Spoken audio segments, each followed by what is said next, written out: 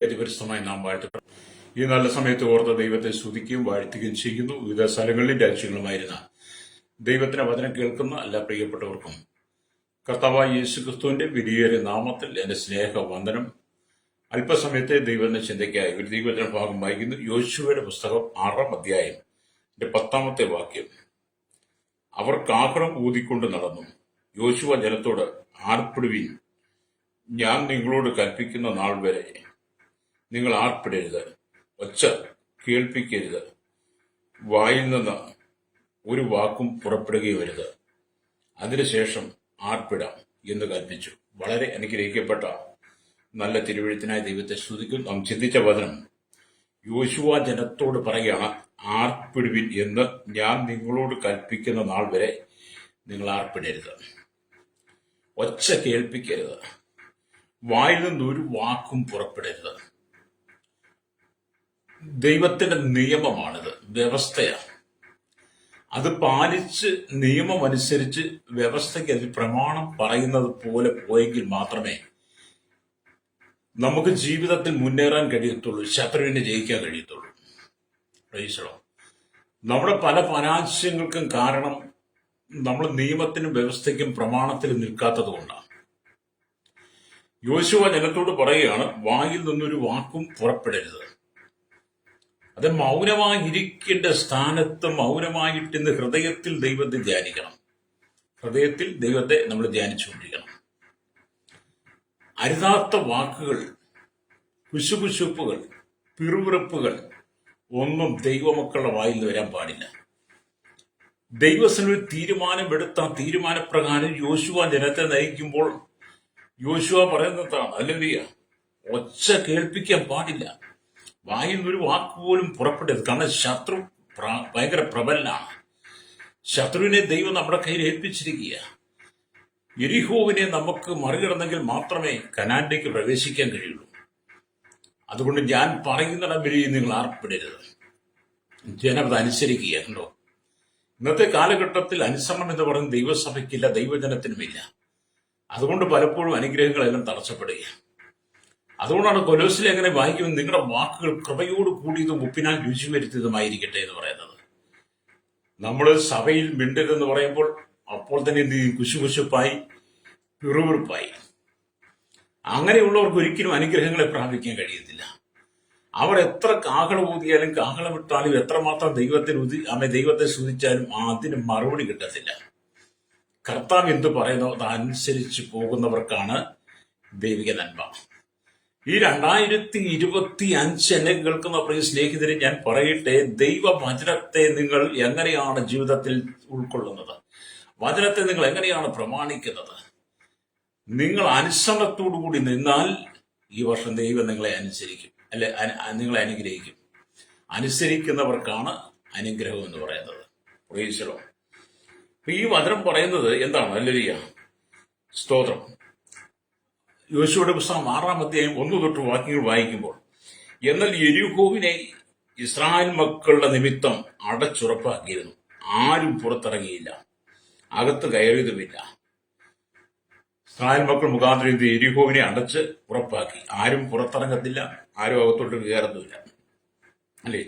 അപ്പൊ യഹോവ യോശുവോട് കൽപ്പിച്ചത്, ഞാൻ യെരിഹോവിനെയും അതിന്റെ രാജാവിനെയും യുദ്ധവീരന്മാരെയും നിന്റെ കയ്യിൽ ഏൽപ്പിച്ചിരിക്കുന്നു. നിങ്ങൾ യോദ്ധാക്കളായ എല്ലാവരും ഒരു വട്ടം പട്ടണത്തെ ചുറ്റി നടക്കണം. ഇങ്ങനെ 6 ദിവസം ചെയ്യണം. 7 പുരോഹിതന്മാർ ആട്ടിൻകൊമ്പ് കൊണ്ടുള്ള 7 കാഹളം പിടിച്ചുകൊണ്ട് പെട്ടകത്തിന്റെ മുമ്പിൽ നടക്കണം. 7-ാം ദിവസം 7 പ്രാവശ്യം പട്ടണത്തെ ചുറ്റുകയും പുരോഹിതന്മാർ കാഹളം ഊതുകയും വേണം. അവർ ആട്ടിൻകൊമ്പ് കൊണ്ട് നീട്ടി ഊതുകയും നിങ്ങൾ കാഹളം കേൾക്കുകയും ചെയ്യുമ്പോൾ ജനം ഒക്കെയും ഉച്ചത്തിൽ ആർപ്പിടണം. അപ്പോൾ പട്ടണം അതിൽ വീഴും. ഹല്ലേലൂയ. ഇതാണ് ദൈവം പറഞ്ഞു കൊടുത്ത പ്രമാണം. 6 ദിവസം പട്ടണത്തെ ചുറ്റി നടക്കണം യെരിഹോവിനെ. 7-ാം ദിവസം കാഹളം നീട്ടി ഊതണം. ഹല്ലേലൂയ. അങ്ങനെ കാഹളം നീട്ടി ഊതുമ്പോൾ ആർപ്പിടുമ്പോഴെന്ത് ചെയ്യും? പട്ടണം അതിൽ വീഴും. ഹല്ലേലൂയ. അപ്പൊ യെരിഹോവിനെ കീഴടക്കുവാൻ വേണ്ടി ദൈവം യോശുവയ്ക്ക് കൊടുത്ത നിർദ്ദേശമായത്. ഹല്ലേലൂയ.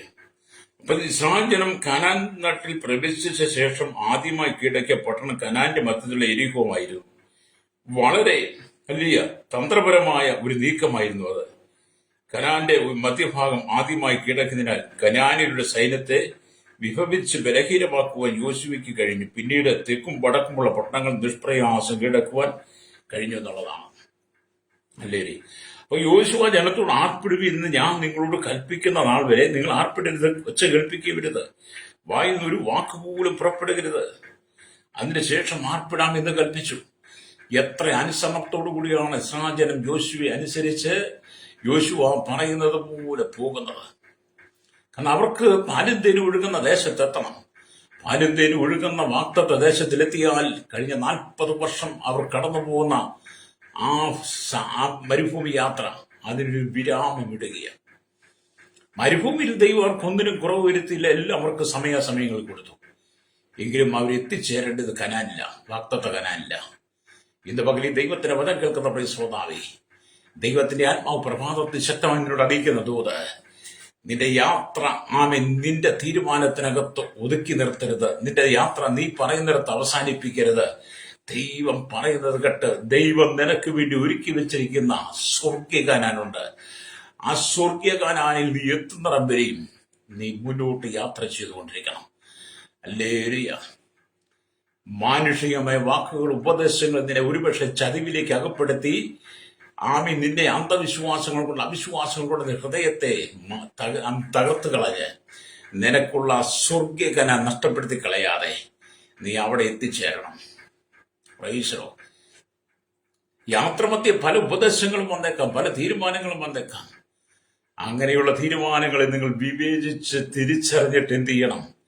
ഇസ്രായേൽ മക്കൾ വാഗ്ദത്ത കനാൻ കൈവശമാക്കിയതുപോലെ ഹല്ലേലൂയ നിങ്ങൾ സ്വർഗീയ കനാൻ കൈവശമാക്കണം. ഹല്ലേലൂയ. അപ്പൊ വാഗ്ദത്ത കനാനിലേക്ക് പ്രവേശിക്കുവാൻ ഇസ്രായേൽ ജനത്തിന് വലിയ പ്രതിസന്ധികളുണ്ട്, വലിയ പ്രതികൂലങ്ങളുണ്ട്. എരിഹോ അതിൽ വലിയൊരു പ്രശ്നമാണ്. ഹല്ലേലൂയ. ആ വലിയ എരിഹോ അതിനെ തകർക്കുവാൻ യഹോവയെ ദൈവം യോശുവയോട് കൂടെ ഇരുന്നത് പോലെ ഹല്ലേലൂയ സ്വർഗീയ കനാനിലേക്ക് പ്രവേശിക്കുവാൻ ദൈവം നിങ്ങളോട് കൂടെ, യേശു നിങ്ങളോട് കൂടെയുണ്ട്. വഴിയും സത്യവും ജീവനുമായിരിക്കുന്ന യേശു നിങ്ങൾക്ക് മാർഗദർശിയായി, വഴികാട്ടിയായി നിങ്ങളോട് കൂടിയിരിക്കുമ്പോൾ ലോകത്തിന്റെ വെളിച്ചമായിട്ട് ക്രിസ്തു നിങ്ങളുടെ കാൽപാദങ്ങളിലെ, നിങ്ങളുടെ ജീവിതത്തിന്, നിങ്ങളുടെ ഹൃദയത്തിന്റെ മുമ്പിലെ, നിങ്ങളുടെ ഹൃദയത്തിലെ ജീവിതത്തിലെ, നിങ്ങൾ നടക്കുന്ന വഴിയിലെ ഇരുട്ടിനെ മാറ്റി പ്രകാശമാക്കി തരുവാൻ യേശുവിനോട് കൂടെ ഉള്ളത് കൊണ്ട് നീ എന്ത് ചെയ്യണം? കർത്താവിന് വേണ്ടി നിൽക്കുന്നവനായിരിക്കണം. പ്രൈസ്. 2024 ഇരുണ്ട കാലഘട്ടത്തെ മാറ്റിയിട്ട്, പുകഞ്ഞ കാലഘട്ടത്തെ മാറ്റിയിട്ട്, കാർമേഘപടകമായ ജീവിത സാഹചര്യങ്ങളെ മാറ്റി, കണ്ണുനീരിന്റെ, ദുഃഖത്തിന്റെ, സങ്കടത്തിന്റെ അനുഭവങ്ങളെ നീക്കിക്കളഞ്ഞ് ദൈവം നിനക്ക് വേണ്ടി ചില പുതിയ വാതിലുകൾ തുറക്കുകയാണ്. വ്യക്തം ചെയ്യും.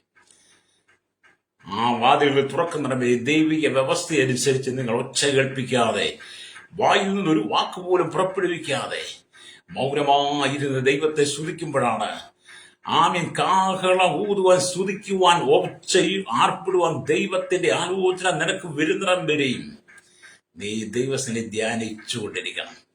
പ്രൈസോ. അവിവേകത്താൽ നാം ഒന്നും സംസാരിച്ചു പോകരുത്. ലേരിയ. പലരും അവിവേകത്താൽ സംസാരിക്കുന്നതാണ് പലരുടെയും വീഴ്ചയ്ക്ക് കാരണമെന്ന് പറയുന്നത്. സ്തോത്രം. അതുകൊണ്ട് നിങ്ങൾ ആവശ്യമില്ലാത്ത കാര്യങ്ങൾക്ക് വേണ്ടി നിങ്ങളുടെ നാവ് തുറന്ന് നിങ്ങൾ സംസാരിച്ച് നിങ്ങളുടെ നന്മകളെ തടസ്സപ്പെടുത്തി കളയരുത്. ഹല്ലേലൂയ. ഇവിടെ വചനം പറയുന്നത് ജനം ആർപ്പിട്ടാൽ പട്ടണം അതിൽ വീഴുമെന്ന്. ജനം ആർപ്പിട്ടാൽ പട്ടണം അതിൽ വീഴുമെന്ന് യഹോവയായ ദൈവമാണ് പറഞ്ഞത്. യഹോവയായ ദൈവം പറഞ്ഞ വാക്കുകൾക്ക് ഒരിക്കലും മാറ്റമില്ല. ഹല്ലേലൂയ. പുതിയ നിയമസഭയോട് പറയട്ടെ, യേശുവിനൊരു വാക്ക് കൽപ്പിച്ചാൽ അതിനൊരു മാറ്റമില്ല. ഒരു വാക്കുകളിൽ ഊവ എന്ന് മാത്രമാണ്. Praise the Lord. ഇന്ന് ഈ വചനം നിങ്ങൾ കേൾക്കുമ്പോൾ ഈ 2025 നിന്റെ നന്മയ്ക്ക്, അനുഗ്രഹത്തിന്, കുടുംബത്തിന്റെ, ജീവിതത്തിന്, ഭാവിക്ക്, തലമുറയ്ക്ക്, നിന്റെ ബിസിനസ്സിനകത്ത്, ജോലിക്കകത്തിന്റെ, കൃഷിയില് നീ കടന്നു പോകുന്ന എല്ലാ മേഖലയിലും ദൈവം ഒരു വിശാലമായ അനുഭവത്തെ തരാൻ പോകുക. അത് നിന്റെ ജീവിതത്തിൽ പ്രാപിക്കാൻ കഴിയാവുന്ന ചില ദേശത്തിന്റെ മതിൽക്കെട്ടുകൾ, ചില സാത്താന്യ മതിൽക്കെട്ടുകൾ നിനക്കെതിരെ ഉയർന്നു നിൽക്കുമ്പോൾ അതിനെ നീക്കി തരുവാൻ, അതിനെ തുടച്ചു മാറ്റുവാൻ, അതിനെ ഇടിച്ചു കളയുവാൻ സർവശക്തനായ ദൈവത്തിന് കഴിയും. നിങ്ങൾ പ്രാർത്ഥിച്ചാൽ മതി. ഹല്ലേലൂയ. ഇവിടെ യെരിഹോവിനെതിരായ ന്യായവിധി ആത്മീയവും മതപരവുമായിരുന്നതിനാൽ അതിലുള്ളതെല്ലാം ശപിതാർപ്പിതമായി നശിപ്പിക്കേണ്ടിയിരുന്നു. എന്നാൽ വിലയേറിയ ലോഹങ്ങൾ നശിപ്പിക്കുവാൻ കഴിയാത്തതിനാൽ വിശുദ്ധ ഭണ്ഡാരത്തിൽ വയ്ക്കുവാൻ കൽപ്പിച്ചു. ദൈവം എല്ലാം നശിപ്പിക്കാൻ പറഞ്ഞാൽ, എല്ലാം ഉപേക്ഷിക്കാൻ പറഞ്ഞാൽ നമ്മൾ ഉപേക്ഷിച്ചേക്കണം. ഈ യെരിഹോവിനെ കീഴടക്കാൻ പറഞ്ഞപ്പോൾ എന്റെ ന്യായവിധി ആത്മീയ മതപരമായതുകൊണ്ട് അതിനകത്തുള്ളതെല്ലാം നശിപ്പിച്ച് കളയണം. പക്ഷെ വിലയേറിയ സാധനങ്ങൾ നശിപ്പിക്കാതെ ഹല്ലേലൂയ അതവർ ഹല്ലേലൂയ വിശുദ്ധ ഭണ്ഡാരത്തിൽ വെക്കുവാൻ വെച്ചു. ധാർമ്മികമായി അധംപതിച്ച കനാന്യരെ മുഴുവൻ അവരുടെ ആടുമാടുകളോടുകൂടെ നശിപ്പിക്കുവാൻ തീരുമാനിച്ചത് ഇസ്രായേലിന്റെ ആത്മജീവിതത്തിന് മാത്രമല്ല, അവരുടെ ശാരീരികമായ ക്ഷേമത്തിനും ആവശ്യമായിരുന്നു. ഇതിനെയൊക്കെ നശിപ്പിക്കാൻ യഹോവ കൽപ്പന കൊടുത്തത് എന്തിനാണ്? ഇസ്രായേലിന്റെ ആത്മജീവിതത്തിനും ശാരീരികമായ ക്ഷേമത്തിനും അത് അനുഗ്രഹമായി മാറാൻ. പക്ഷെ അവർ നശിപ്പിക്കാതെ ശപിതാർപ്പിത വസ്തുവിനെ ആകാൻ കൈവശപ്പെടുത്തിയത് കൊണ്ട് പിന്നെത്തിയതിൽ അവർ പരാജയപ്പെടേണ്ടി വന്നു. പ്രൈസ്.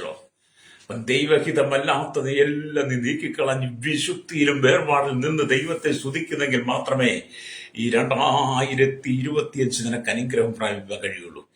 വചനമനുസരിക്കണം, വചനമനുസരിച്ച് ജീവിക്കണം, വചനമനുസരിച്ച് ജീവിക്കണം. വചനം കേൾക്കുവാനുള്ള മനസ്സ് നിനക്ക് വേണം. ഇന്നത്തെ കാലങ്ങളിൽ വചനം കേൾക്കുവാൻ മനസ്സില്ല മനുഷ്യന്. എല്ലാവർക്കും പ്രവചനവും ദൂതും രോഗസൗഖ്യവും വിടുതലും അനുഗ്രഹങ്ങളും പണവും മാത്രം മതി, ജോലി മതി.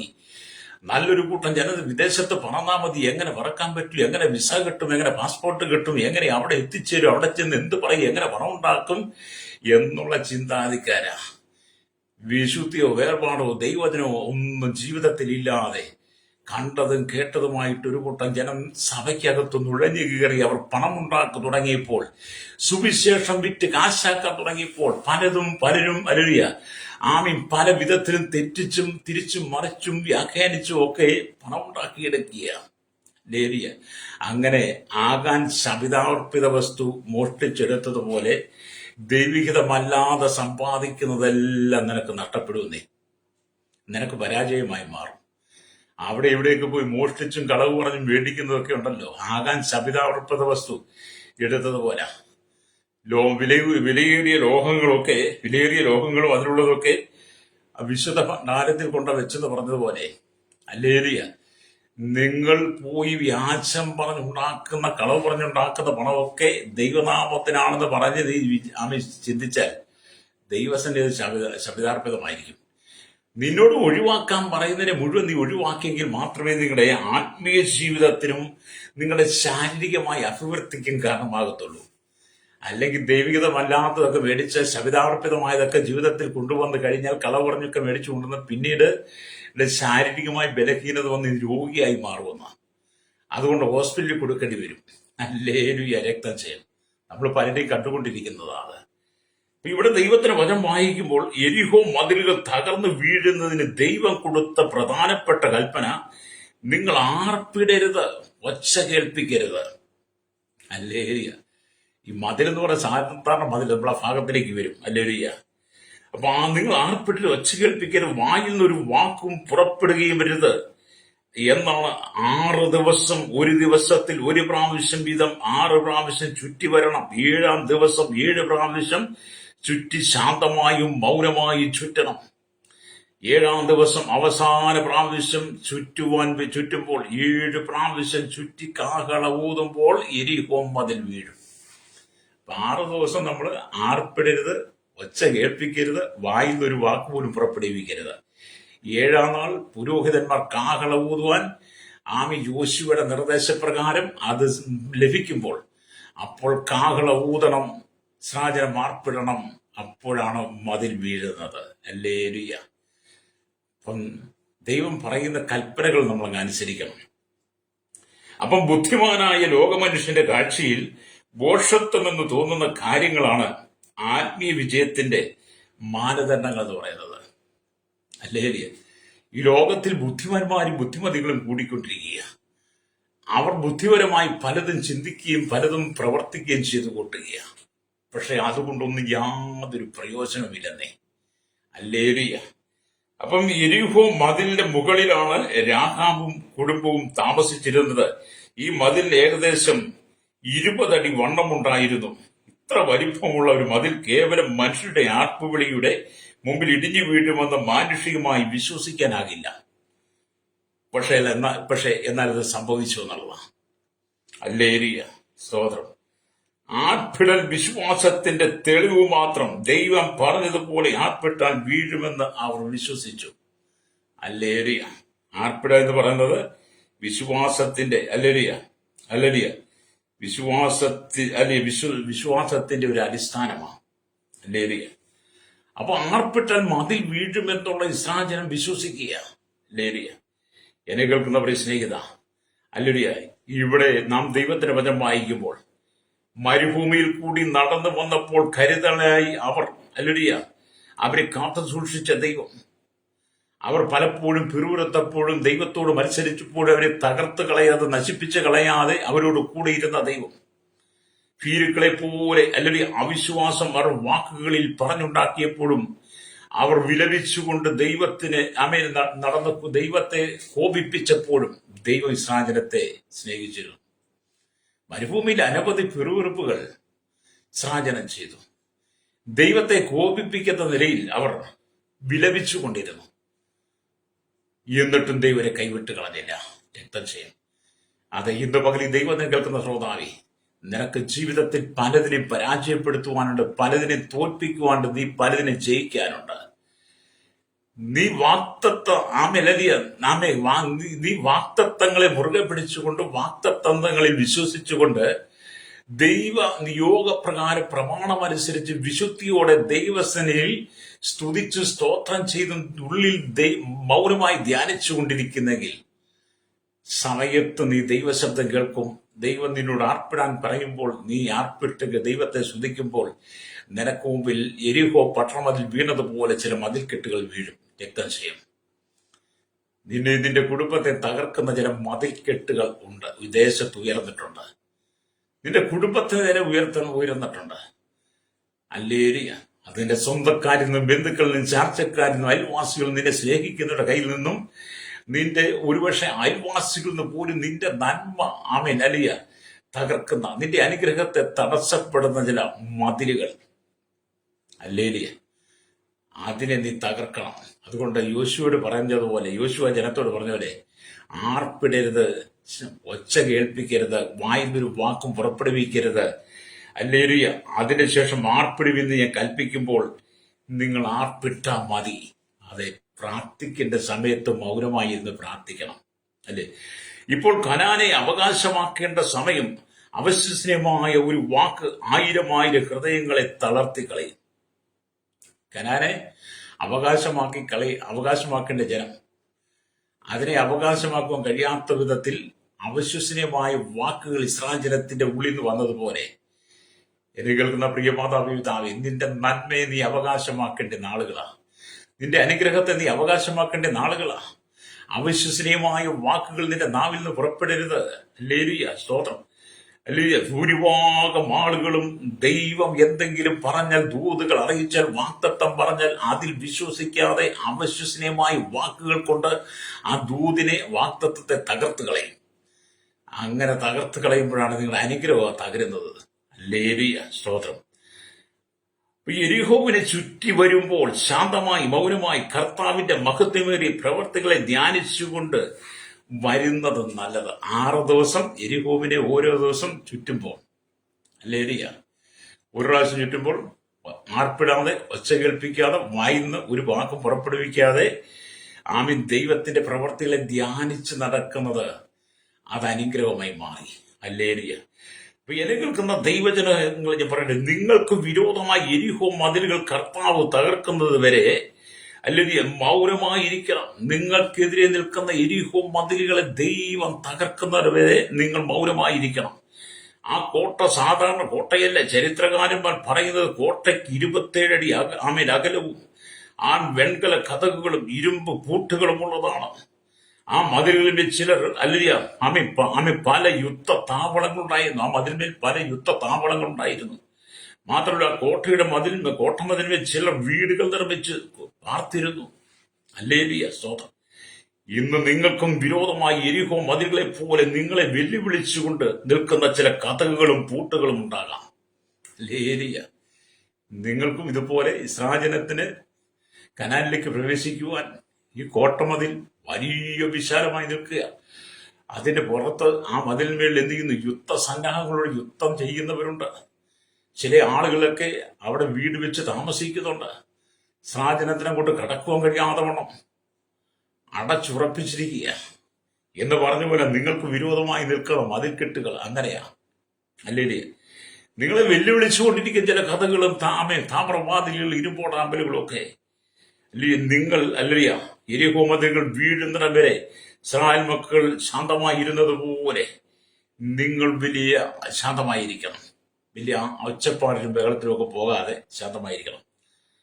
അപ്പൊ ആർഭാടങ്ങളില്ലാത്ത സ്തുതി സ്തോത്രങ്ങളോടുകൂടി നിങ്ങൾ ദൈവസന്നിധിയിൽ കാത്തിരിക്കണം. തീർച്ചയായും യേശുവിന്റെ നാമത്തിൽ നിങ്ങൾക്ക് വിരോധമായി എഴുന്നേൽക്കുന്ന സകല കോട്ടകളെയും ദൈവം തരിപ്പണമാകും. ഇന്നത്തെ ഈ ഉപവാസ പ്രാർത്ഥനയൊക്കെ കണ്ടിട്ടുണ്ടോ? അവർ പലതും കൈവശമാക്കുവാനും കീഴ്പ്പെടുത്തുവാനും പലതിനും ജയിക്കാൻ വേണ്ടി ഉപവാസ പ്രാർത്ഥന നടത്തുന്നത്. പക്ഷെ ഭയങ്കര ആർഭാടമാണ്. അല്ലേലിയ. അപ്പൊ ഈ യോശുവയോട് ദൈവം പറഞ്ഞത് അല്ലേലിയ, 6 ദിവസം നീ പട്ടണത്തെ ചുറ്റണം. അല്ലേലിയ. ദിവസം ഒരു പ്രാവശ്യം വെച്ച്. ആർപ്പിടരുത്. പുരോഹിതന്മാർ കാഹളം പിടിച്ചുകൊണ്ട് നടന്നാൽ മതി. ആർപ്പിടരുത്, കാഹളം ഊതരുത്, ഒച്ച കേൾപ്പിക്കരുത്, വായിന്നൊരു വാക്കുപോലും പുറപ്പെടുവിക്കരുത്. 7-ാം ദിവസം ദൈവം അതിനൊരു ഒരു സമയം വെച്ചിട്ടുണ്ട്. ഹല്ലേലൂയ. അപ്പൊ ഈ 7 ദിവസത്തെ യെരിഹോ മതിലിന് വേണ്ടി യോശുവയും കൂട്ടരും അതിനു വേണ്ടി ചുറ്റി നടക്കുമ്പോൾ യഥാർത്ഥത്തിൽ നല്ലൊരു ഉപവാസത്തിന്റെ ലക്ഷണമില്ലേ? ഒച്ച കേൾപ്പിക്കാതൊക്കെ നടക്കുക എന്ന് പറയുന്ന, ആൾപ്പെടാതൊക്കെ. ഇന്നത്തെ ഞാൻ മുമ്പ് ആവർത്തി നമ്മുടെ ഉപവാസ പ്രാർത്ഥന ആഹ്വാനത്തിന്റെ ഉപവാസ പ്രാർത്ഥനയല്ലേ? ഉപവാസ പ്രാർത്ഥന പ്രഖ്യാപിച്ചു കഴിഞ്ഞാൽ ലക്ഷക്കണക്കിന് രൂപ ചെലവഴിച്ച് കർത്താവിൽ പ്രസിദ്ധനായിരിക്കുന്ന റവറന്റ് ഡോക്ടർ എന്നൊക്കെ പറഞ്ഞ് പല ആളുകളുടെ ഫോട്ടോകളൊക്കെ ഉയർത്തി ഫ്ലെക്സ് ഒക്കെ അടിച്ചുയർത്തി ലക്ഷങ്ങളുടെ ഉപവാസ പ്രാർത്ഥന ഭയങ്കര ആർഭാടകരമായ ഉപവാസ പ്രാർത്ഥനയാണ്. അങ്ങനെ 7 ദിവസം 21 ദിവസം 40 ദിവസം ഉപവാസ പ്രാർത്ഥന കഴിയുമ്പോൾ ഒന്നും സംഭവിക്കുന്നില്ല. നിങ്ങൾ എവിടെയെങ്കിലും സംഭവിച്ചിട്ട് പറ. ചില സ്ഥലത്തൊക്കെ ഉപവാസ പ്രാർത്ഥന 21-40 കഴിഞ്ഞാൽ ഒരു കുട്ടി പോലും അഭിഷേകം പ്രാപിച്ചിട്ടില്ലെന്ന്. ലേരിയ. ഒരു രോഗി പോലും സൗഖ്യം പ്രാപിച്ചില്ല. ആർഭാടത്തിന്റെ ഉപവാസ പ്രാർത്ഥനയായിരുന്നു. അല്ലേലിയ. ഉപവാസ പ്രാർത്ഥനയ്ക്കകത്ത് അഭിഷേകം പ്രാപിക്കുന്ന ചില സഭകൾ മാത്രമേ ഉള്ളൂ. ചില എണ്ണിയെടുക്കാൻ മാത്രം.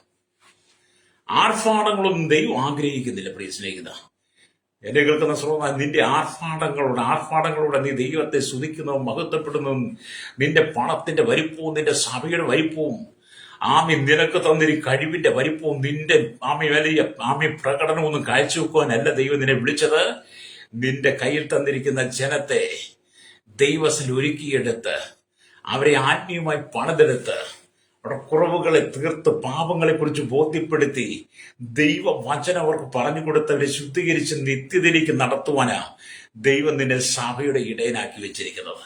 നീ ആർഭാടത്തിലേക്ക് പോകുമ്പോൾ നിന്റെ വിശ്വാസികളെ ആർഭാടത്തിലേക്ക് നീ നടത്തുമ്പോൾ അവരും അതനുസരിച്ച് നടക്കും. അതുകൊണ്ട് അനുഗ്രഹങ്ങൾ കുറയുന്നത് നിന്റെ കൈക്കീഴിൽ വിശ്വാസികൾക്കാ. നീ പറയുന്നത് കേട്ടിട്ടാണ് ആ വിശ്വാസികൾ അനുസരിക്കുന്നത്.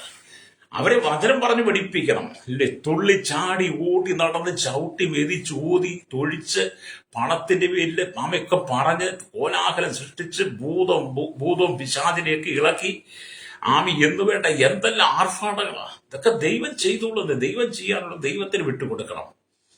അല്ലേലിയ. ഇസ്രായേൽ മക്കൾക്ക് ഈ 7 ദിവസം ഒരാർഭാടമില്ലായിരുന്നു. യോശുവയ്ക്കും കൂട്ടർക്കും ഒരാർഭാടമില്ലാതെ അവർ സ്തുതികളോട് സ്തോത്രങ്ങളോടുകൂടെ യെരിഹോവിനെ ചുറ്റുകയാണ്. പ്രൈസലോ. ദൈവമക്കൾ മടങ്ങി വരണം. ദൈവസഭ മടങ്ങി വരണം. വിശുദ്ധിയിലേക്ക് മടങ്ങി വരണം. ജീവിതത്തിലേക്ക് മടങ്ങി വരണം. വിശുദ്ധിയെ കാത്തു സൂക്ഷിക്കണം. അശുദ്ധ ആചര്യനെ ഉപേക്ഷിക്കണം. ദൈവജനത്തിന് ദൈവസഭയ്ക്ക് ദൈവം നൽകിയിരിക്കുന്ന വാഗ്ദത്തങ്ങളെ നീ പ്രാപിക്കണം. ഹല്ലേലൂയ. രക്തം ചെയ്യണം. നിന്റെ ജീവിതത്തിൽ ദൈവത്തിന് ചെയ്യുവാനുള്ള അവസരം നീ വിട്ടുകൊടുക്കണം. രക്തം ചെയ്യും. അപ്പൊ തീർച്ചയായും യേശുവിന്റെ നാമത്തിൽ നിങ്ങൾക്ക് വിരോധമായി നിൽക്കുന്ന എല്ലാ കോട്ടകളും തകർന്ന് തരിപ്പണമാകും. മതിലിന്റെ ചുവരിന്റെ നടുവിലായി നിങ്ങൾക്ക് വഴി തുറന്നു തരും. അതെ, ഈ കോട്ടമതിലിന്റെ നടുവിലൂടെ ദൈവം നിനക്ക് വഴി തുറന്നു തരും.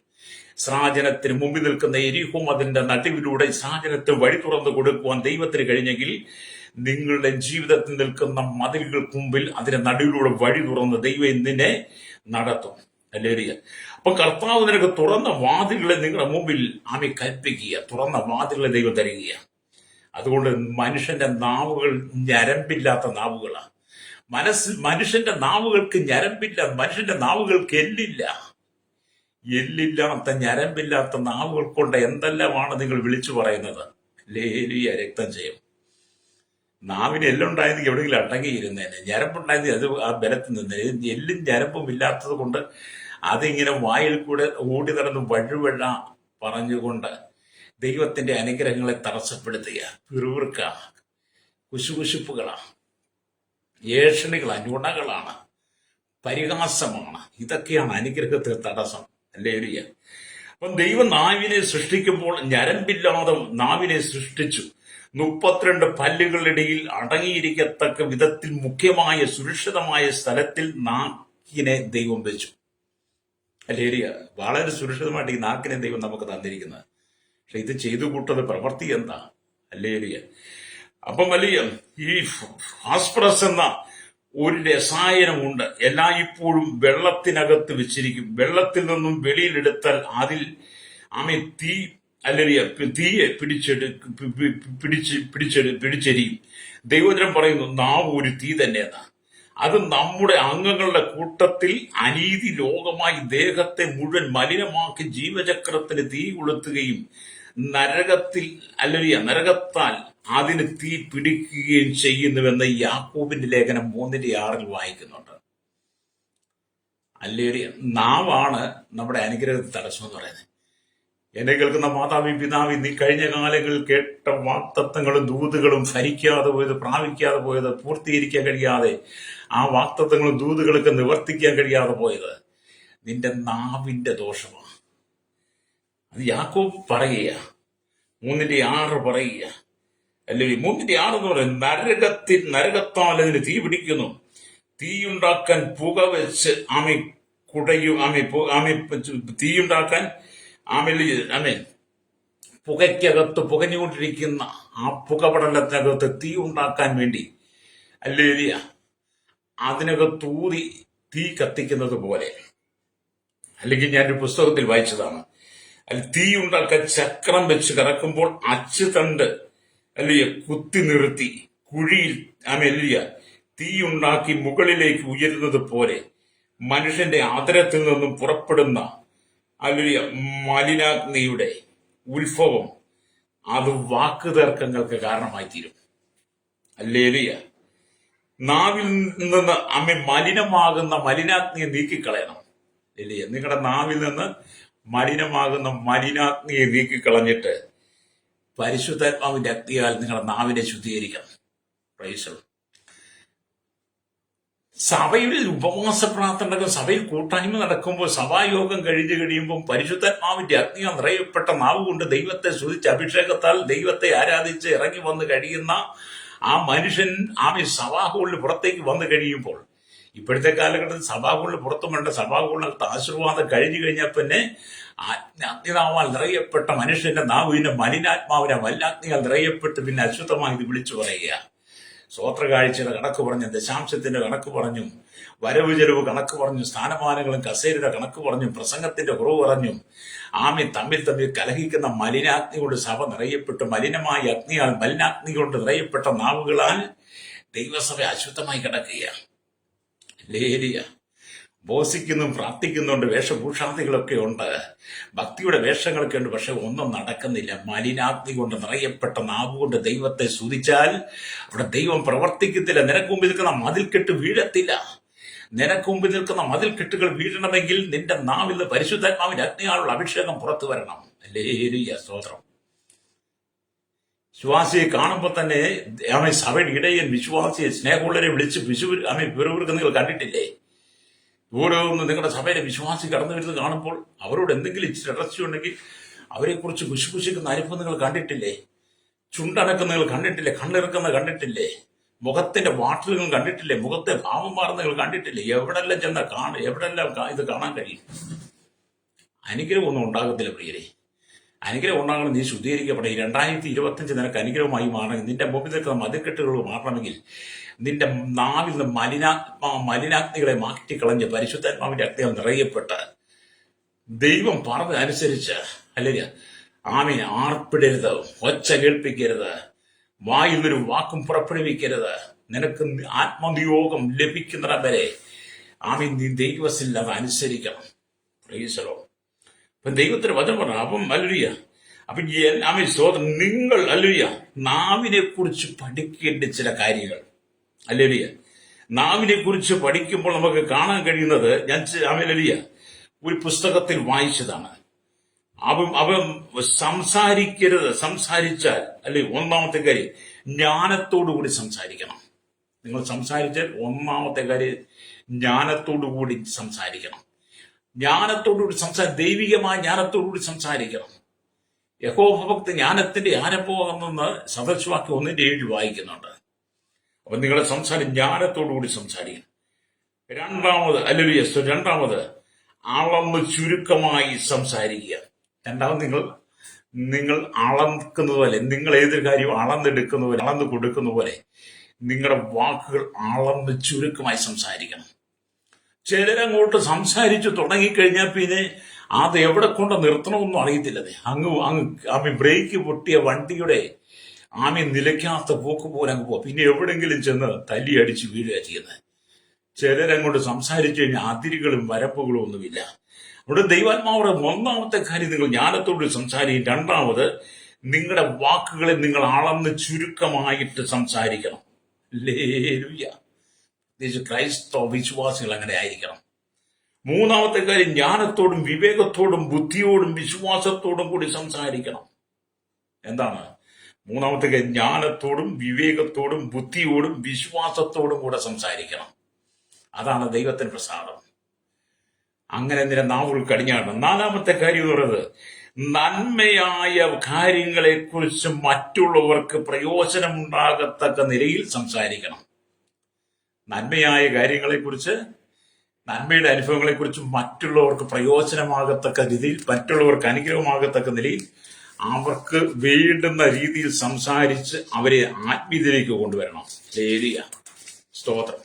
സഭയ്ക്കകത്ത് മുഖപക്ഷം പാടില്ല, പക്ഷപാതം പാടില്ല. സഭയ്ക്കകത്ത് മുഖപക്ഷം കാണിക്കാൻ പാടില്ല. സഭയിലെ വിശ്വാസികൾക്ക് 2 വിധത്തിലുള്ള ശുശ്രൂഷ ഒരേ സമയത്ത് ഒരു സഭയിൽ നടക്കാൻ പാടില്ല. അതെങ്ങനെ വാസ്തവം ചോദിക്കല്ലേ? നിങ്ങൾ ഈ സഭായോഗമൊക്കെ കണ്ടിട്ടുള്ള വിശ്വാസ മീറ്റിംഗ് കണ്ടിട്ടില്ലേ? ഒരേ സമയത്ത് അല്ലെങ്കിൽ ഇടയിൽ ഇഷ്ടമുള്ളവരും ഇഷ്ടമില്ലാത്തൊരു സഭയ്ക്കകത്ത് കാണും. ആ ഒരേ സമയം തന്നെ 2 തരത്തിലുള്ള ശുശ്രൂഷ നടക്കും. ചിലരെ അടിച്ചങ്ങ് താഴ്ത്തി ചവിട്ടി മെതിച്ച് ഇല്ലായ്മപ്പെടും. ചിലരെ ഉയർത്തി അങ്ങ് കൊണ്ട് ഇരുത്തും, ഉയർത്തി കൊണ്ടുവെക്കും. അച്ചായൻ അങ്ങനെ ചെയ്തു, അമ്മാമ്മ ഇങ്ങനെ ചെയ്തു. അച്ചായന് ഗൾഫിലാണ്, അച്ചായന്റെ മക്കളും ഗൾഫിലാണ്, അമേരിക്കയിലാണ്. അച്ചായൻ ഭയങ്കര സഭയ്ക്ക് വേണ്ടി അങ്ങനെയൊക്കെ ചെയ്യും, അമ്മച്ചി അങ്ങനെയൊക്കെ ചെയ്യും, അമ്മാമ്മ അങ്ങനെയൊക്കെ ചെയ്യും. സാധാരണക്കാരായിരിക്കുന്ന കഴിവില്ലാത്ത വിശ്വാസത്തിൽ അടിച്ചൊതുക്കുന്ന, നീ നന്മയായ കാര്യങ്ങളെ മുഖം നോക്കാതെ, മറ്റുള്ള പോക്കറ്റ് നോക്കാതെ, വിദേശ പണം നോക്കാതെ, വിദേശത്തേക്ക് നീ പോകാനുള്ള ആഗ്രഹം ആർത്തിയും കാണിക്കാതെ ദൈവവചനം നീ മാന്യമായിട്ട് സംസാരിച്ച് എല്ലാവർക്കും ഒരുപോലെ ദൂത് പകർന്നു കൊടുക്കണം. രക്തം ചെയ്യും ദൈവാത്മാവ് തരുന്നത് പോലെ. അപ്പൊ ഇതിനെ നന്മയായതിനെ മറ്റുള്ളവർക്ക് പ്രയോജനകരമാകത്തക്ക നിലയിൽ സംസാരിക്കണം. ഞാൻ പെട്ടെന്ന് വാക്ക് നിർത്താൻ അമിഞ്ച്. നമുക്കറിയാം മഹാത്മാഗാന്ധിയെ കുറിച്ച് അറിയാം, ഗാന്ധിജിയെ കുറിച്ച് നമുക്കറിയാം, നമ്മുടെ രാഷ്ട്രപിതാവിനെ കുറിച്ച്. അദ്ദേഹത്തിന്റെ പുസ്തകത്തിൽ എഴുതിയിരിക്കുന്ന ഞാൻ വേറൊരു പുസ്തകത്തിൽ വായിച്ചതാണ്. ഗാന്ധിജി തന്റെ മേശയിൽ നിന്ന് മേശയിൽ 3 കുരങ്ങുകളെ കുറിച്ചുള്ള ചിത്രം വരച്ചിരുന്നു. ഗാന്ധിജിയുടെ മേശയിലെ 3 കുരങ്ങുകളെ കുറിച്ചുള്ള ചിത്രം വരച്ചിരുന്നു. ഞാൻ കണ്ടിട്ടില്ല, ഈ പുസ്തകത്തിൽ വായിച്ചതാണ്. ഒന്നാമത്തെ കുരങ്ങ് 2 കൈകൾ കൊണ്ട് വായി പൊത്തിക്കൊണ്ടിരിക്കും. അതിന്റെ താഴെ വൃഥാ സംസാരിക്കരുത് എന്ന് എഴുതിയിരുന്നു. രണ്ടാമത്തെ കുരങ്ങ് 2 കൈകൾ കൊണ്ടും ചെവികളെ പൊത്തിക്കൊണ്ടിരുന്നു, വൃഥാ കേൾക്കരുത് എന്ന് എഴുതിയിരുന്നു. മൂന്നാമത്തെ കുരങ്ങ് 2 കൈകൾ കൊണ്ട് 2 കണ്ണുകളെയും പൊത്തിക്കൊണ്ടിരിക്കും, വൃഥാ നോക്കരുത് എന്ന് പറഞ്ഞ് ശാന്തമായി അവകൾ അമിലയ്യ ഇരുന്ന സന്ദർഭങ്ങൾ ശാന്തമായി അനുഭവത്തിനകത്ത് എത്ര സത്യങ്ങളാണ് അടങ്ങിയിരിക്കുന്നത്. ഈ 3 കുരങ്ങുകളുടെ അനുഭവത്തിലൂടെ കാണിച്ച് നിങ്ങൾ മൗനമായിരിക്കണം. മൗനമായിരിക്കേണ്ട സ്ഥാനത്ത് മൗനമായിരിക്കണം. സംസാരിക്കേണ്ട സ്ഥാനത്ത് സംസാരിക്കണം. ഒച്ച കേൾപ്പിക്കേണ്ട സ്ഥാനത്ത് ഒച്ച കേൾപ്പിക്കണം. Hallelujah, hallelujah. അങ്ങനെ മാത്രമേ നിങ്ങൾ ഇരിക്കാവുള്ളൂ. അല്ലാതെ നിങ്ങൾ എപ്പോഴും കാണുന്നതിലെല്ലാം കൊണ്ട് നിന്ന് അവൻ ചുവട് കൊടുക്കരുത്. ഹല്ലേലൂയ. ചിലർക്ക് കണ്ട പ്രതികരിക്കാതിരിക്കാൻ പറ്റുമോ? അവനത് പറഞ്ഞില്ലേ, അവളത് പറഞ്ഞില്ലേ, എങ്ങനെ പ്രതികരിക്കാതിരിക്കും? അവനോട് 2 വാക്ക് പറഞ്ഞില്ലെങ്കിൽ, അവളോട് 2 വാക്ക് പറഞ്ഞില്ലെങ്കിൽ പിന്നെ ഉറക്കാൻ വരത്തില്ല. ചിലര് രാവിലെ സഭായോഗത്തിൽ ഇന്ന് ഞാൻ പാസ്റ്റർക്കൊട്ടൊരു പണി കൊടുത്തിട്ടുള്ളൂ. എന്നോട് ഒരിക്കലും ഒരു ദൈവദാസൻ പറഞ്ഞതാ, ഇന്ന് ഞാൻ അയാൾക്കൊട്ടൊരു പണി കൊടുക്കും. ആർക്കട്ട? ദൈവദാസനിട്ട്. ഹല്ലേലൂയ. ഞാനൊരു സഭയിൽ മീറ്റിങ്ങിന് എഴുതിട്ട് പ്രാർത്ഥിക്കാനായിട്ട് നിന്നപ്പോൾ, ഒരു സഭയിൽ പ്രാർത്ഥിക്കാനായിട്ട് ഉപവാസ പ്രാർത്ഥനയ്ക്ക് നിന്നപ്പോൾ ആ സഭയിലെ പാസ്റ്റർ ചിലതൊക്കെ ഇതിനകത്ത് ക്രമീകരിക്കാണ്ട് ചിലതൊക്കെ കൊടുക്കണമെന്ന്. ഞാൻ ആർക്കൊട്ടും കൊടുക്കാൻ ചെന്നതൊന്നുമല്ല, എന്നെ ഏൽപ്പിച്ച ശുശ്രൂഷ ചെയ്യാൻ ചെന്നതാ. അപ്പം വന്നുകൊണ്ട് ദൈവദാസൻ പറയാം, ഇതിനകത്തൊക്കെ ചിലതൊക്കെ ഉണ്ട്, അവർക്കൊട്ടൊന്ന് കൊടുക്കണമെന്ന്. അവർക്കൊട്ട് കൊടുക്കാൻ ഞാൻ കാരണം വടിയും വാളുമായിട്ടൊന്നും അല്ല ചെന്നിരിക്കുന്നത്. പാസ്റ്റർ ഇഷ്ടം എന്താണ്? അവർക്കിട്ട് കൊടുക്കണം എന്നുള്ളത്. എന്റെ ഇഷ്ടം എന്താണ്? ദൈവജനം സംസാരിക്കണം എന്നുള്ളതാണ്. എങ്ങനെയാ സഭയ്ക്കകത്ത് അനുഗ്രഹം ഉണ്ടാകും? ഹല്ലേലൂയ. ഇന്നത്തെ സഭയിൽ അങ്ങനെ കേട്ടോ. ഇന്നത്തെ സഭയിൽ ശുശ്രൂഷകൾ അങ്ങനെ വിശ്വാസികളെ അടിച്ചൊതുക്കുക, ചവിട്ടി മെതിച്ച് എല്ലൊടിച്ചു വിടും. അല്ലെ, ചിലരെയൊക്കെ വളർത്തി അനുകരിച്ച് തലോടി തിരുമിയൊക്കെ വിട്ടിട്ട് പോക്കറ്റ് നിറയ്ക്കും. ചിലരൊക്കെ പാടില്ല കേട്ടോ. ഓരോ പ്രാർത്ഥനയ്ക്കകത്തും ഓരോ ആരാധനയ്ക്കകത്തും ദൈവമക്കൾക്ക് വിരോധമായി നിൽക്കുന്ന മതിലിനെ തകർക്കുന്ന ശുശ്രൂഷയായിരിക്കണം. പരിശുദ്ധാത്മാവിന്റെ അഗ്നി നിറയപ്പെട്ട നാവുകൊണ്ട് ശുശ്രൂഷിക്കുന്ന ശുശ്രൂഷയ്ക്കകത്താണ് മതിലുകൾ വീഴുന്നത്. ഹല്ലേലൂയ. ആരെയും അടിച്ചൊതുക്കാൻ പാടില്ല. നമ്മൾ ഈ സഭയിലൊക്കെ ചെല്ലുമ്പോൾ കണ്ണും കാലും ഒക്കെ കാണിക്കുക, പല ഗോഷ്ഠികളും കാണുന്നത് അങ്ങനെ അനുഗ്രഹം തടസ്സപ്പെടുകയാണ്. അതുകൊണ്ട് നിങ്ങൾ ഈ 2020 ക്രമീകരിക്കണം എന്നാണ് ഞാനീ പറയുന്നത്. നിങ്ങൾ അനുഗ്രഹിക്കുന്ന മെസ്സേജുകൾ മാത്രം, ദൂതുകൾ മാത്രം പറഞ്ഞ് നിങ്ങൾ ജീവിത വിശുദ്ധി പ്രാപിക്കുന്നത്. ജീവിത വിശുദ്ധി പ്രാപിക്കാതെ, വചനം അനുസരിക്കാതെ, വചനത്തിൽ നിലനിൽക്കാതെ, പരിശുദ്ധാത്മാവിന്റെ അഗ്നി നിറയപ്പെട്ട വിശുദ്ധിയുടെ നാവില്ലെങ്കിൽ മതിലുകളൊന്നും വീഴത്തില്ല, പ്രശ്നങ്ങളൊന്നും മാറത്തില്ല, വെല്ലുവിളികളൊന്നും മാറി, ശത്രു മാറിപ്പോകത്തില്ല. അത് മേൽക്ക് ബലം പ്രാപിച്ചുകൊണ്ടിരിക്കും. പക്ഷേ വിശുദ്ധിയിലേക്ക് വന്നാൽ, യോശുവ എന്താ ഇസ്രായേൽ ജനത്തോട് പറഞ്ഞത്? നിങ്ങൾ ആർപ്പിടരുത്, ഒച്ച കേൾപ്പിക്കരുത്, വായിൽ നിന്നൊരു വാക്കുപോലും പുറപ്പെടുവിക്കരുത്. ഹല്ലേലൂയ. അതെ, വിശുദ്ധിയെ കാത്തു സൂക്ഷിക്കണം. ഇങ്ങനെയൊക്കെ പറയുമ്പോൾ നിങ്ങൾക്ക് ഒരുപക്ഷെ ഈ പാസ്റ്റർ എന്താ പറയുന്നത്, അയാൾക്ക് വേറെ പണിയൊന്നുമില്ല, അയാളിങ്ങനെയൊക്കെ വിളിച്ചു പറയും എന്നൊക്കെ നിങ്ങൾ പറയും. പക്ഷെ നിങ്ങൾ വിശുദ്ധിയിൽ വരാതെ നിങ്ങൾക്ക് അനുഗ്രഹം പ്രാപിക്കാൻ കഴിയും. അത് നീ മനസ്സിലാക്കണം. ഇന്നത്തെ ലോകപ്രകാരമുള്ള എല്ലാ ആചാരങ്ങളും അനുഷ്ഠാനങ്ങളും കർമ്മങ്ങളും എല്ലാ ഉത്സവങ്ങളും ആർപ്പുകളും പെരുന്നാളുകളും എല്ലാം പെന്തക്കോസ്ത് സഭയ്ക്ക് കയറിയെന്നേ. പെന്തക്കോസ്തുകാരൻ ഇതെല്ലാം വേണം. ഹല്ലേലൂയ. ഈ ക്രിസ്മസ് പറയുന്നത് എല്ലാവരും ആഘോഷിക്കുന്നു, ഞങ്ങൾക്കും ആഘോഷിക്കണം. കേക്ക് മേടിക്കണം, കേക്കിനകത്ത് ക്രിസ്മസ് എഴുതി വെക്കണം. ബർത്ത്ഡേ കേക്ക് മേടിക്കുന്നത് ബർത്ത്ഡേ എഴുതി വെക്കണം. വെഡിങ് ആനിവേഴ്സറി കേക്ക് മേടിക്കണം, വെഡിങ് ആനിവേഴ്സറി എഴുതി വെക്കണം, പേരെഴുതി വെക്കണം. അത് കൊണ്ടുവരണം, തിരി കത്തിക്കണം. അത് കൊണ്ടുവന്ന് മക്കളെ വിളിച്ച് വിളക്ക് തിരി ഊതി കത്തിച്ച് മുറിച്ച് കൊടുക്കുന്ന. പിന്നെ ലോകപ്രകാരമുള്ള എല്ലാ ആചാരങ്ങളും സഭയ്ക്കകത്ത് എഴുതി കയറി. വേണമെങ്കിൽ സഭായോഗം മുടക്കിയിട്ട് അന്നത്തെ ദിവസം എല്ലാവരും വീട് കയറി താമസത്തിനും കല്യാണത്തിന് പോകും, ടൂറ് പോകും. എല്ലാവരും നിനക്ക് മുമ്പിൽ ഒരുപാട് മതിൽക്കെട്ടുകളെ കൊണ്ട് നീ തന്നെയാ. വേർപെട്ട ദൈവജനം, തനിച്ചു പാർക്കുന്ന ദൈവജനം ജാതികളോടുകൂടെ എണ്ണപ്പെടാൻ പാടില്ല. അതുകൊണ്ടാണ് സംഖ്യാപുസ്തകം 20 ഇതാ തനിച്ചു പാർക്കുന്ന ജനം ജാതികളോടുകൂടെ എണ്ണപ്പെടുന്നില്ല.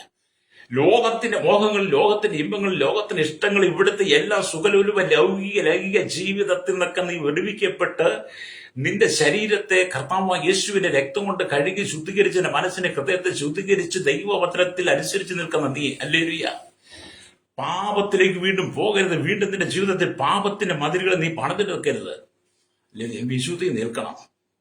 വിശുദ്ധി നിൽക്കാതെ നിങ്ങൾക്ക് സ്വർഗഗാനം കാണാൻ കഴിയത്തില്ല കേട്ടോ. നിന്റെ മുമ്പിൽ നിൽക്കുന്ന പാപത്തിന്റെ മതിൽക്കെട്ടുകളെ നീ തകർക്കണം. ഹല്ലേലൂയ. ഞായറാഴ്ചയാകുമ്പോഴാണ് ഫോൺ വിളിക്കുന്നത്, ഇന്ന് ഞങ്ങൾ വരുന്നില്ല കേട്ടോ, ഇന്ന് ഞങ്ങൾ വരുന്നില്ല. എന്താ, ഇന്ന് ഞങ്ങൾക്ക് ഒരു വഴി പോകണം. എല്ലാവരും പറഞ്ഞാൽ ഞായറാഴ്ച പ്രശ്നങ്ങൾ വരെ എന്താന്ന് ചോദിക്കും, ഞങ്ങൾക്ക് ഒരു വഴിയിൽ പോകാനുണ്ട്. എന്ത് വഴിയാ ഞായറാഴ്ച പോകാനുള്ള സഭായോഗത്തെ? നീ പിന്നെ വേറെ വഴി തെരഞ്ഞെടുത്താൽ നീ ഒരു മതിരി പണിയല്ലേ നിന്റെ മുമ്പിൽ? സഭായോഗത്തെ നീ ഉപേക്ഷിച്ച്, ആരാധന വിശുദ്ധ സഭായോഗത്തെ ഉപേക്ഷിച്ച് നീ വേറെ കാര്യങ്ങൾക്ക് പോകും, വേറെ വഴി പോകുമ്പോൾ അതൊരു മതിലായിട്ട് നീ നിനക്ക് തന്നെ കൊണ്ടെടുക്കുക. പിന്നെ കാണും പ്രാർത്ഥിക്കുക, അയ്യോ അങ്ങനെ പറ്റി ഇങ്ങനെ പറ്റി, അനുഗ്രഹമില്ല, രോഗമാ, പാപമാ, ശാപമാ, ആ പണിയില്ല, ജോലിയില്ല, പൈസയില്ല. നീ തന്നെ ദൈവത്തിന് കൊടുക്കേണ്ട മഹത്വം കൊടുക്കാതെ നീ തന്നെ നിനക്ക് നേരെ മതില് പണിത് വെച്ചിട്ട് നീ ദൈവസഭയിൽ കരയുക, കള്ളക്കരച്ചിൽ കരയുക, കള്ളത്താഴ്ചയും പറയുക. നിന്നെ ആദ്യം നീ ക്രമീകരിക്കണം. ദൈവസഭ, ഇടയന്മാരും ശുശ്രൂഷകന്മാരും വിശ്വാസികളും ക്രമീകരിച്ച് വിശുദ്ധിലേക്ക് മടങ്ങി വാ. അല്ലേലൂയ. അഭിഷേകമുള്ള നാവ് കൊണ്ട് നീ ദൈവത്തെ ആരാധിക്കേ. അഭിഷേകം നഷ്ടപ്പെട്ടു പോയാ മലിന നാവുകൾ കൊണ്ട് നീ ദൈവത്തെ സ്തുതിച്ച ദൈവം കേൾക്കത്തില്ല കേട്ടോ. അല്ലേലൂയ, സ്തോത്രം. ദൈവത്തിന് ഉണങ്ങി വരാം. ഇവിടെ നമുക്കറിയാം, അബ്രഹാമിന്റെ നിർദ്ദേശപ്രകാരം അബ്രഹാമിന്റെ പുത്രനായ ഇസ്ഹാക്കിന് ഗുണശാലിയായ ഒരു പെൺകുട്ടിയെ തെരഞ്ഞെടുക്കേണ്ടതിന് വേണ്ടി എലിയാസർ പുറപ്പെട്ടു. ഒരു വീട്ടിലും എലിയാസർ പോയില്ല. ആ നാട്ടിലുള്ള വെള്ളം കോരുവാൻ വരുന്ന ആ കിണറ്റിനും അരികിൽ മൗനമായി നിന്നുകൊണ്ട് പ്രാർത്ഥിച്ച എലിയാസർ ഇസ്ഹാക്കിന് പെണ്ണെടുക്കാനായിട്ട്, പെണ്ണെ കാണാൻ വേണ്ടി അബ്രഹാം എലിയാസറിനെ പറഞ്ഞു വിട്ടുകയാണ്. പോയ വഴിക്ക് എലിയാസറിനെ പെണ്ണ് കിട്ടുമെന്ന് ചോദിച്ചു. ഒരു വീട്ടിലും കയറിയില്ല എലിയാസർ. ദൈവം അബ്രഹാം പറഞ്ഞനുസരിച്ച് ചെന്ന ആ നാട്ടിൽ വെള്ളം കോരുവാൻ വരുന്ന കിണറിന്റെ അരികിൽ ചെന്ന് എലിയാസർ മൗനമായിട്ട് നിൽക്കുക. നിന്റെ പാത്രം ഇറക്കി എനിക്ക് കുടിപ്പാൻ തരയണം എന്ന് ഞാൻ പറയുമ്പോൾ കുടിക്കാമെന്ന് പറയുന്ന സ്ത്രീ തന്നെ നിന്റെ ദാസനായ ഇസ്ഹാക്കിനെ നിയമിച്ചവളായിരിക്കട്ടെ. നീ എന്റെ യജമാനോട് കൃപ ചെയ്യുന്നു എന്ന് ഞാൻ അതിനാൽ അറിയും ഗ്രഹിക്കുമെന്ന് ഉൽപ്പത്തി 24:14 കാണുന്നത് എലിയാസറിന്റെ മൗനം. അല്ലേലിയ. അത് മൗനമായിട്ട് മക്കൾക്ക് പെണ്ണ് കാണാൻ പോകുമ്പോൾ തന്നെ മക്കൾ പെണ്ണെടുക്കാൻ ആരും വിവാഹത്തിൽ പ്രവേശിച്ച് അതിന്റെ മൗനമായിട്ട് പ്രാർത്ഥിച്ച് പിതാക്കന്മാർ അപ്പനമ്മമാരോട് ആലോചന ചോദിച്ച് അതനുസരിച്ച് പെണ്ണ് കെട്ടാവുള്ളൂ. അല്ലാതെ അപ്പനെ അമ്മയെ അനുസരിച്ച് 10-18 20 വയസ്സ് തീറ്റിപ്പോറ്റി വളർത്തി ചെലവിന് കൊടുത്ത് രോഗം വന്നപ്പം അമ്മയെ ശുശ്രൂഷിച്ച് കിടക്കയിലിരുന്ന് നിന്നെ പഠിപ്പിച്ച് വലുതാക്കി കഴിഞ്ഞപ്പോൾ ഇന്നലെ കണ്ടവന്റെ കൂടെ ഇറങ്ങി പോകുന്നതല്ല കേട്ടോ ജീവിതം എന്ന് പറയുന്നത്. കേട്ട സഹോദരി സഹോദരന്മാരെ, ഇന്നലെ കണ്ടവന്റെ കൂടെ കണ്ടവളുടെ ഇറങ്ങിപ്പോകുന്നതല്ല ജീവിതം. അബ്രഹാം തന്റെ മകന് പെണ്ണെടുക്കാൻ വേണ്ടിയിട്ട് എലിയാസറെ പറഞ്ഞേച്ച് എലിയാസർ വീട്ടിലും കയറാതെ വഴി കണ്ടതിനോടൊന്നും ചോദിക്കാതെ ദൈവഹിതത്തിന് നീങ്ങി. ഇന്നത്തെ തലമുറ അതാണ് ചെയ്യുന്നത്. 10ാം ക്ലാസ് കഴിഞ്ഞ പിന്നെ പ്രേമമായി, 10ാം ക്ലാസ് കഴിഞ്ഞ പിന്നെ ഫലപ്രേമമായി. എപ്പോഴാണ് വിളിച്ചുകൊണ്ടിരുന്നത്? പണ്ടെന്നോട് ഒരാൾ പറഞ്ഞു 18 വയസ്സായിട്ട് നീ കാണിച്ചു തരാമെന്ന്. 18 വയസ്സായിട്ട് കാണിച്ചിട്ട് വിശ്വാസി രക്ഷിക്കപ്പെട്ട് സ്ഥാനപ്പെട്ട് സഭയിൽ ആരാധിക്കുന്ന ഒരു ദൈവത്തിന് പറയാം, ഞാൻ 18 വയസ്സായിട്ട് പാസ് കാണിച്ചു കൊടുക്കാവുന്ന അപ്പനെ അമ്മയും. എന്താ 18 വയസ്സാകുമ്പോൾ അവളൊരുത്തിനെ പ്രേമിച്ചിട്ട് അവനെ വിളിച്ചുകൊണ്ട് വരുമെന്നാ പറയുന്നേ. എന്നാൽ ഇസ്ഹാക്ക് ഒന്നും പറഞ്ഞിട്ടില്ല കേട്ടോ. ഇസ്ഹാക്ക് ഒരിക്കലും പറഞ്ഞു അബ്രഹാമേ നീ ഞാൻ കാണിച്ചു തരാമെന്ന് പറഞ്ഞില്ല.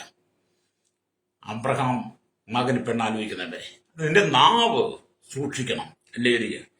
അപ്പൊ എലിയാസർ ശാന്തമായിരുന്നു കാത്തിരുന്ന ദൈവം അതുകൊണ്ട് കർത്താവ് വഴി നടത്തി. കർത്താവിന്റെ ഇഷ്ടത്തിന് ഒത്തവണ്ണം പെണ്ണിനെ തെരഞ്ഞെടുക്കുവാൻ അല്ലെങ്കിൽ ദൃഢവിശ്വാസത്തോട് ഉറപ്പോടുകൂടി എലിയാസർ കാത്തിരുന്നുകൊണ്ട് ഇസ്ഹാക്കിന്റെ ജീവിതത്തിൽ നല്ലൊരു കുടുംബത്തെ കിട്ടി, നല്ലൊരു ഭാര്യയെ കിട്ടി. അല്ലെങ്കിൽ നാവ് സൂക്ഷിക്കണം, ശാന്തമായിട്ടിരിക്കണം, ആർപ്പിടരുത്, ഒച്ച കേൾപ്പിക്കരുത്, വായിൽ നിന്ന് വാക്കും പുറപ്പെടുവിക്കരുത്. എങ്കിൽ മാത്രമേ എരിഹോ മതിൽ തകരുകയുള്ളൂ. അത് ഞാൻ നിങ്ങൾക്ക് വേണ്ടി പ്രാർത്ഥിക്കാൻ പോവുക. എരിഹോ മതിൽ വീഴണമെങ്കിൽ യോശുവ പറഞ്ഞു, നിങ്ങൾ ആർപ്പിടരുത്, ഒച്ച കേൾപ്പി, വായിൽ നിന്നൊരു വാക്കും പുറപ്പെടരുത്. ഞാൻ പറയുമ്പോൾ ചെയ്യണം. അത് ഇന്ന് പകലിലേക്ക് നമ്മുടെ സ്നേഹിത, നിന്റെ ജീവിതത്തെ അനുഗ്രഹങ്ങൾ തടസ്സപ്പെടുന്ന അന്ധകാരത്തിന്റെ മണ്ഡലങ്ങൾ നീ ജയിക്കണം. കണ്ണുകളടച്ചാട്ട് പരിശുദ്ധ ഞങ്ങളുടെ നല്ല ദൈവമേ സ്വർഗ്ഗീയ പിതാവേ, അനുഗ്രഹിക്കപ്പെട്ട നല്ല സമയത്തിനായി സ്തോത്രം. ദൈവവചനത്തെ കർത്താവ് അനുസരിച്ചുകൊണ്ട് ജീവിതത്തിൽ മുന്നേറുവാൻ ആകാത്തതൊന്നും പറയാതെ, അശുദ്ധമായൊന്നും പറയാതെ, മലിന നാക്കുകൊണ്ടൊന്നും പറയാതെ, അഭിഷേകമുള്ള നാവിനാൽ ജനം ശുദ്ധീകരിച്ചെടുക്കപ്പെട്ട് ദൈവജനത്തിന് മുമ്പിൽ മതിലുകൾ അവർ തന്നെ പണിതെടുക്കാതെ മതിൽക്കെട്ടുകളെ തകർത്തുകൊണ്ട് മതിലിനെ ഇടിച്ച് വീഴ്ത്തിക്കൊണ്ട് കർത്താവ് യേശുവിന്റെ വാചനമനുസരിച്ച് പ്രമാണം ജീവിപ്പാൻ കേരളത്തിൽ ലോക രാജ്യം 2 കോടി ജനത്തെയും village panchayat, municipality, corporation, taluk, block, ജില്ലാ തലങ്ങളിൽ സംസ്ഥാനങ്ങൾ, കർത്താവ് രാജ്യങ്ങൾ, രാഷ്ട്രങ്ങൾ, രാജാക്കന്മാർ, രാജ്യമാർ, പ്രധാനമന്ത്രി, പ്രസിഡന്റ്, ഗവർണർ, പട്ടാളങ്ങൾ, ഗോത്രങ്ങൾ, ദ്വീപുകളെ, ട്രൈബൽ മേഖലയായിരിക്കും ജനത്തിന് അധികാരികളെ കർത്താവ് സ്തോത്രം സഹകരണ വിദ്യ സാമ്പത്തിക കരച്ചിൽ വ്യോമസേന അതിർത്തികൾ കാക്കുന്ന BSCRP മത സാമൂഹിക സംസ്കാര മാധ്യമ സയന്റിസ്റ്റ് മക്കളായി ഭരണദേശ പാർട്ടികളിൽ ശൈശവത്തിന് ബാല്യം കൗമാരി യുവനത്തിന് വളർന്നതിനാലും വൃത്തരസന യാച റോട്ടന തടവറയിലായിരിക്കും ജനത്തിനായി എല്ലാ ജനത്തിനും ഞങ്ങൾ ദൈവരങ്ങൾ ലഭിക്കുന്നു. പാപത്തിൽ ശാപത്തിൽ വീടുകളെ ജനം മടങ്ങി വരട്ടെ, മാനസാന്തരപ്പെടട്ടെ. മലിന നാവ് കൊണ്ട് കർത്താവ് ജനം അശുദ്ധമായി സംസാരിക്കാതെ ദൈവത്തിന്റെ വചനമനുസരിച്ച് ക്രമാമി ദൈവത്തിന് കാത്തിരുന്നേയും അനുഗ്രഹപ്രായപ്പെട്ടയാകണമേ. കരയിലെ കടലും ആകാശമാർക്കും വാഹനവാഹന യാത്രവാഹനം സെയിൽസ് ചെയ്യുന്നവർ, കടലോരവാസ തീരദേശ കടന്നുപോയി കരികൾ കമ്പിറ്റ് ഭാഗത്ത് ജോലി ചെയ്യുന്നവർ, വലിയ ചെലവന്റെ വ്യാപാരി വ്യവസായ വഴിയോര കച്ചവടക്കാരെ, കാശ്മീരിലും ക്ഷീരമേഖലയിലും കൺസ്ട്രക്ഷൻ വെക്കാൻ ബോട്ടൽ യൂണിനകത്ത് പ്രവർത്തിക്കുന്നവർക്കായി പ്രാർത്ഥിക്കുന്ന കർത്താവ്, വിദേശ രാജ്യം ജോലി ചെയ്ത് കർഷകന് വീട് അനുഭവിക്കുന്നവർ, രോഗികളായിരിക്കുന്നവർ, ശാപത്തിലും പാപത്തിലും വീടടക്കം ജനങ്ങൾ, ബന്ധനകപ്പെട്ട് കിടന്ന ജനങ്ങൾ, സമാധാനം സന്തോഷമില്ല സ്വസ്ഥതയില്ലാതെ കടപ്പാട്ടിൽ കിടാമി ഭാരപ്പെട്ടവർ, ജപ്തി നടവ് നേരിടുന്നവർ, ജീവിതം തകർന്ന് കുടുംബജീവിതം തകർന്ന് മദ്യത്തിന് മയക്ക് വാൻസ് ലഹരിക്കും അടിപ്പെട്ട് കിടക്കുന്ന തീവ്രവാദ ഭീകരവർഗത്തിൽ അകപ്പെട്ട് രാഷ്ട്രീയ കലാപങ്ങൾ വീണടക്കം കേസിനകത്ത് ക്രിമിനൽ കേസ് അകപ്പെട്ട് കിടക്കുന്ന അനവധി ആളുകൾക്ക് ദൈവം മോചനം കൊടുക്കണമേ. അവരുടെ ജീവിതത്തിലെല്ലാം മതിൽക്കെട്ടുകളും മാറി കർത്താവ് ശാന്തമായ രീതി ദൈവത്തെ ആരാധിച്ച് വകുത്തപ്പെടാൻ ദൈവസ്ഥലേക്ക് മടങ്ങി വരുവാൻ, ജനത്തിനു മുമ്പിൽ നിൽക്കുന്ന വലിയ മതിലെ തകർക്കുന്ന വിധി ദൈവത്തെ സ്തുതിക്കുവാനുള്ള പ്രമാണം അനുസരിച്ച് ജീവിക്കുന്ന ഒരു കൂട്ടം ജനത്തെ എഴുന്നേൽപ്പിക്കണവരെ പ്രാർത്ഥിക്കുന്നു. സകല മുഖത്ത് കൊടുക്കണം യേശുവിന്റെ നാമത്തിൽ തന്നെ. ആമേൻ.